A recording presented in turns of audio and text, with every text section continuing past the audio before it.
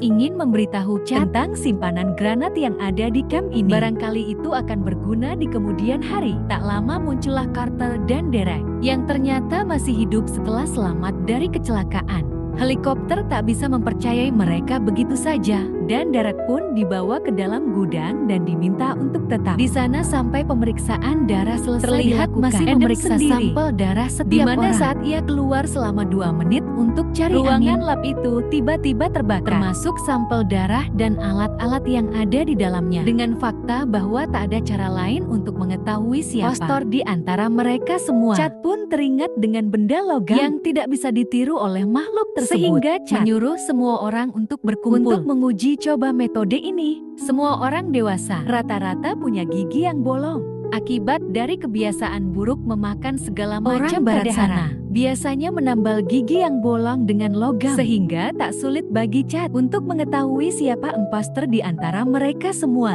Dari pemeriksaan ini, ada 4 orang yang terbukti masih manusia atau aman, yaitu Peter Jones, Lars, dan Kat sendiri.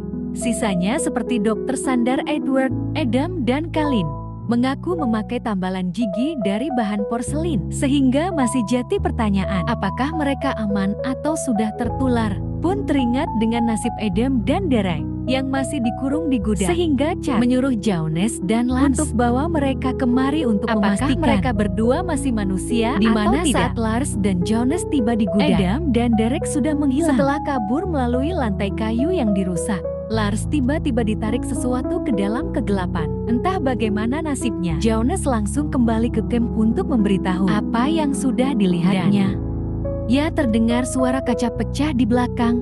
Mereka bergegas pergi ke sana untuk memeriksa. Ternyata itu adalah Adam dan Derek yang entah bagaimana bisa penyebur ada pada mereka. Edward terus memprovokasi Peter untuk membakar mereka, sehingga Derek yang merasa terancam pun langsung melepaskan beberapa tembakan yang membuat Peter langsung maut. Saat itu juga, akibat tembakan itu, tabung gas penyembur api pun bocor yang menimbulkan ledakan hingga membuat Edward terpental dan tak sadarkan diri.